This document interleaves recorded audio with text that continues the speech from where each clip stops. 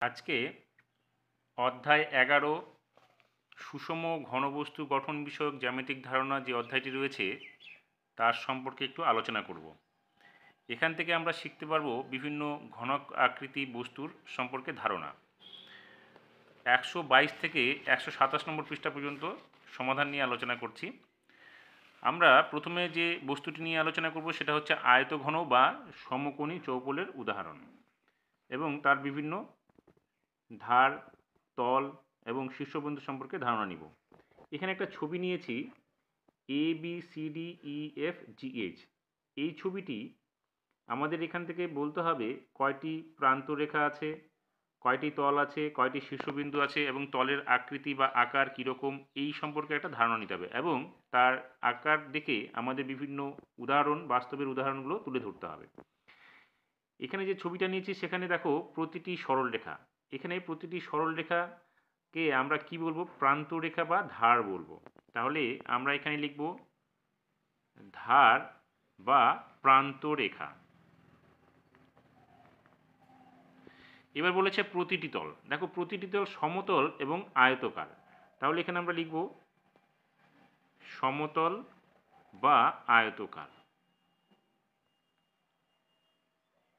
এরপরে বলেছে প্রতিটি প্রান্তরেখা বা তিনটি পাশাপাশি প্রান্তরেখা বা ধার মিশেছে একটি বিন্দুতে, একে আমরা কি বলবো? দেখো এখানে যদি আমরা দেখি এডি, এবি এবং এই এই তিনটে সরলরেখা গিয়ে এ বিন্দুতে মিলেছে।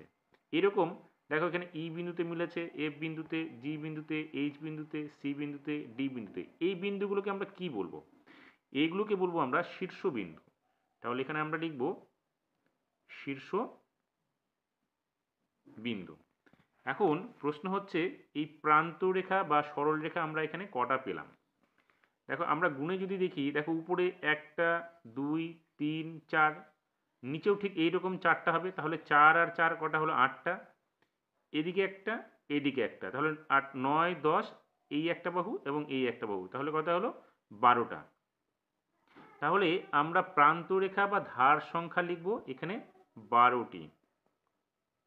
এবার তল কয়টা হবে? দেখো তল হচ্ছে বাঁ দিকে একটা তল, নিচে একটা তল, তাহলে দুটো হলো। উপরে একটা, নিচে একটা, দুটো, 4টা হলো। আর এখানে একটা, এদিকে একটা, তাহলে কটা হলো? 5 6। তাহলে আমরা পাচ্ছি তল সংখ্যা কটা? 6টি। তাহলে এখানে আমরা লিখব 6টি।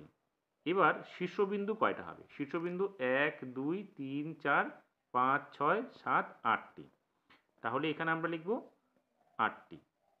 এবার উদাহরণ কি? দেখো আয়তঘনাকার বস্তু বা আয়তঘনাকার সমকোণী চৌপলের যে উদাহরণ হবে বাস্তবে, দেখো দেশলাই বাক্স যদি আমরা দেখি, দেখবে ঠিক এইরকম আকৃতির একটা বস্তু। বা ইটকে যদি আমরা দেখি তাহলে কিন্তু সেই এইরকম একটা আকৃতির বস্তু হবে। তার মানে আয়তঘন বা সমকোণী চৌপল বা আয়তঘনাকার বস্তুর উদাহরণ যদি আমরা বাস্তব থেকে দেখি তাহলে আমরা বলতে পারি দেশলাই বাক্স এবং ইট। এবার পরবর্তী যে চিত্রটা নিয়েছি সেটা নিয়েছি আমরা কি? ঘনক। এর আগেরটা আমরা কি করলাম? আয়তকার, অর্থাৎ আয়তক্ষেত্র আকার চিত্র। এবার আমরা আসছি ঘনবস্তু বা ঘনাকার বস্তু। এখানে যে ছবিটা নিয়েছি এর প্রত্যেকটা বাহু সমান বা প্রত্যেকটা ধার বা প্রত্যেকটা প্রান্তরেখা সমান। তাহলে প্রতিটি ধার এখানে আমরা লিখব সমান লিখব। এবার প্রতিটি তল, দেখো প্রতিটি তল সমতল, এখানে আমরা লিখব সমতল অথবা বর্গাকার, মানে 4টি বাহু যেহেতু সমান সেই জন্য আমরা লিখব এখানে বর্গাকার। এবার বলেছে প্রান্তরেখা বা ধার সংখ্যা। প্রান্তরেখা বা ধার সংখ্যা কয়টি হবে? 4টা, 4টা 8টা, 9 10 11 12টা। ঠিক আগের বস্তুটার মতোই এখানে লিখব আমরা 12টি। এবার তল সংখ্যা কি হবে? তল সংখ্যা ঠিক আয়তঘন বস্তুর মতোই হবে, তার মানে তল সংখ্যা হবে এখানে 6টি। তাহলে এখানে আমরা লিখব 6টি। এবার শীর্ষবিন্দু, শীর্ষবিন্দু কিন্তু ঘনবস্তু যেটা আয়তকার সমকোণী চৌপলের শীর্ষবিন্দু যে কটা ছিল সেখানেও এই কটাই হবে এখানে 1 2 3 4 5 6 7 8টা। তাহলে এখানে আমরা লিখব 8টি। এবার উদাহরণ আমরা কি দিব? উদাহরণ দেখবে ঠিক এই রকম আকৃতির উদাহরণ হচ্ছে লুডুর ছক্কা বা ডাইস বলে যেটা। তাহলে আমরা দিতে পারি লুডুর ছক্কা। আর একটা দিতে পারি কিউব। এটা একটু বড় আকৃতির হয়, সেটাকে কিউব বলা হয়, যেটা দেখবে বাচ্চারা খেলে কালার মেলানোর জন্য, তো সেটাকে কিউব বলা হয়। তাহলে এইটা হচ্ছে আমাদের বাস্তব উদাহরণ। পরবর্তী উদাহরণ নিয়েছি চোঙ। চোঙ দেখো দু রকমের হতে পারে, দুই মুখ খোলা চোঙ হতে পারে, আবার দুই মুখ বন্ধ করা চোঙর আর চোঙাকৃতিও হতে পারে। তো এখানে যে প্রথমটা নিয়েছি সেটা হচ্ছে দুই মুখ খোলা একটা চোঙ, তার তল সংখ্যা কিন্তু একটা হবে, সেটা হচ্ছে এই বাইরের দিকে তলটা, সেটা কি হবে বক্রতল। তাহলে এখানে আমরা তল সংখ্যা লিখব একটা, আর তলের আকার কি লিখব, তলের আকার এখানে আমরা লিখব বক্রতল। এবার উদাহরণ কি দিব, দেখবে জলের যে পাইপগুলো ব্যবহার করা হয় সেগুলো দেখবে দুই মুখ খোলা থাকে, তাহলে আমরা উদাহরণ হিসেবে তুলে ধরব জলের পাইপ বা হিউম পাইপ দিতে পারো। পরেরটাতে যেটা রয়েছে দুই মুখ খোলা, দেখো এখানে আমি একটা রং দিয়ে বোঝানোর চেষ্টা করছি, এখানে লাল কালি দিয়ে বন্ধ করে দিয়েছি, তার মানে এটা হচ্ছে বন্ধ। এখানে তল কিন্তু উপরের তলটা কি হলো আগের মতোই বক্রতল হবে, আর এই তলটা হচ্ছে কি সমতল। তাহলে এখানে তল সংখ্যা কয়টা হবে, দেখো এখানে একটা তল, এদিকে একটা তল, তাহলে দুটো হলো, আর এখানে একটা তিনটে, তার মানে দুই মুখ খোলা পাইপের ক্ষেত্রে বা চোঙের ক্ষেত্রে তল সংখ্যা হবে তিনটি। এবং বক্রতলের সংখ্যা কয়টা হবে, বক্রতলের সংখ্যা একটা হবে। আর সমতল হচ্ছে দুই মাথায় দুটো হবে, সেটা হচ্ছে কি দুটো। তাহলে মোট হলো বক্রতল একটি এবং সমতলের আকার হচ্ছে একটি, দুটি, মোট তল হচ্ছে কটা আমাদের তিনটি। এবার উদাহরণ কি দেব, দেখবে উদাহরণ হচ্ছে ড্রাম হতে পারে বা গোলাকার আকৃতি পিলার হতে পারে, সেগুলো হচ্ছে নিরেট আকার। সেই জন্যে আমরা এইরকম দুই মুখ খোলা বন্ধ একটা ড্রাম নিতে পারি অথবা পিলার নিতে পারি। পরের যে ছবিটা রয়েছে এখানে দেখো একটা টোপর আকৃতি বা মোচা আকৃতি একটা চিত্র নিয়েছি, সেটাকে বলা হয় শঙ্কু আকৃতি। এখানে তলের আকার, তল এখানে এটা কিন্তু এক মুখ খোলা, এই মুখটা খোলা, সেই জন্য এখানে তলের আকার এইটা কি হবে বক্রতল হবে। তাহলে আমরা তলের আকার এখানে লিখব বক্রতল। আর শীর্ষবিন্দু সংখ্যা, দেখো শীর্ষবিন্দু সংখ্যা এখানে এসে একটি বিন্দুতে মিলেছে, তাহলে শীর্ষবিন্দু সংখ্যা হবে একটি। এবার পরের যে চিত্রটা নিয়েছি সেখানে দেখো আমি এক মুখ বন্ধ করে দিয়েছি, এটা নিরেট আকার বোঝাচ্ছি, সেক্ষেত্রে বক্রতলের সংখ্যা কটা, এখানে বক্রতলের সংখ্যা তো একটাই হবে, তাহলে এখানে আমরা লিখব একটি। এবং সমতলের সংখ্যা দেখো এখানে একটি, এটা বন্ধ করে দিয়েছি, তাহলে হচ্ছে একটি। অর্থাৎ নিরেট শঙ্কুর ক্ষেত্রে তলের সংখ্যা হচ্ছে দুইটি, আর এক মুখ খোলা শঙ্কুর ক্ষেত্রে তলের সংখ্যা হচ্ছে একটি। এবার এখানে শীর্ষবিন্দু কটা হবে, শীর্ষবিন্দু একটাই হবে এখানে, তাহলে আমরা লিখব শীর্ষবিন্দু একটা। এবার উদাহরণ কি, দেখো উদাহরণ হতে পারে এক মুখ খোলা শঙ্কুর ক্ষেত্রে উদাহরণ হতে পারে টোপর, আর এক মুখ বন্ধ বা নিরেট শঙ্কু আকৃতির উদাহরণ হতে পারে কলার মোচা। এবার আমরা প্রিজমের আকৃতির দিকে যাব। এখানে প্রিজম একটা ছবি নেওয়া হয়েছে, এই ছবিটার মধ্যে দেখো উপরের তল এবং নিচের তল ত্রিভুজ আকৃতি এবং পার্শ্বতলগুলো হচ্ছে আয়তকার আকৃতি। তাহলে এখানে বলেছে প্রিজমের মোট তল, প্রিজমের মোট তল কটা, উপরে একটা নিচে একটা দুটো হলো, আর পার্শ্বতল হচ্ছে তিনটে, তার মানে হচ্ছে 3 আর 2 5টি, তাহলে এখানে আমরা লিখব মোট তল 5টি। প্রান্ত রেখা কয়টা হবে, প্রান্ত রেখা দেখো উপরে তিনটে নিচে তিনটে, তাহলে হচ্ছে 6 7 8 9, তার মানে প্রান্ত রেখা হচ্ছে 9টি। এবং শীর্ষবিন্দু কয়টা হবে, শীর্ষবিন্দু হচ্ছে 1 2 3 4 5 6, তাহলে এখানে আমরা লিখব 6টি। ঠিক একই রকমভাবে এটা হলো ত্রিভুজাকৃতি প্রিজম। এবার কারণ হচ্ছে এর ভূমিতলটা কি ত্রিভুজাকৃতি, সেই জন্য এটাকে আমরা বলবো ত্রিভুজাকৃতি প্রিজম বলতে পারি। নিচের দিকে একটা ছবি আছে যার ভূমির আকৃতি হচ্ছে বর্গাকার, সেক্ষেত্রে এখানে মোট তল কটা হবে 1 2, আর পার্শ্বতল হচ্ছে 4টা, অর্থাৎ 6টি হচ্ছে আমাদের কি মোট তল। আর প্রান্ত রেখা আমাদের কয়টা হবে, এখানে প্রান্ত রেখা হবে 4 4 8 আর 4 12টি, আর শীর্ষবিন্দু হবে এখানে 8টি। আর এটা যেহেতু বর্গাকার ভূমিতল, তাহলে এটাকে বলবো আমরা হচ্ছে বর্গাকৃতি প্রিজম। এর পরে যে ছবিটা রয়েছে এখানে দেখো ভূমির আকৃতি হচ্ছে পঞ্চভুজাকার, তাহলে পঞ্চভুজাকার হলে এখানে মোট তলের সংখ্যা হবে 1 2, উপরে একটা নিচে একটা দুটো হলো, আর পার্শ্বতল হচ্ছে 5টে, তার মানে এখানে পার্শ্বতলের মোট তলের সংখ্যা হচ্ছে 7টি। আর প্রান্ত রেখা হবে নিচে 5টি উপরে 5টি 10টা, আর 11 12 13 14 15টি হচ্ছে আমাদের প্রান্ত রেখা।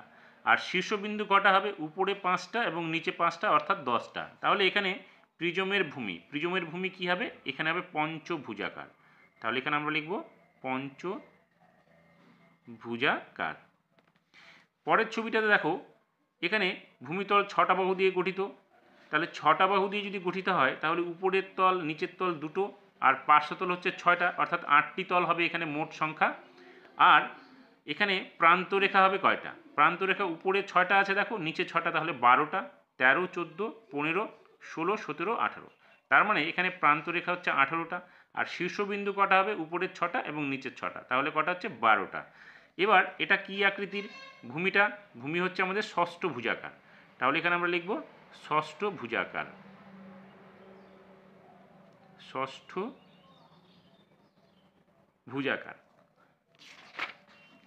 এরপরে এখানে রয়েছে পিরামিড চিত্র। দেখো এখানে যে পিরামিডটা রয়েছে, পিরামিডের ভূমিতল ত্রিভুজাকার, এখানে ভূমিতল চতুর্ভুজাকার, এখানে পঞ্চভুজাকার, এখানে ষষ্ঠভুজাকার, কিন্তু এর পার্শ্বতলগুলি কিন্তু প্রত্যেকটি দেখো ত্রিভুজাকার আছে, সেই জন্য এই চিত্রটার নাম হচ্ছে পিরামিড।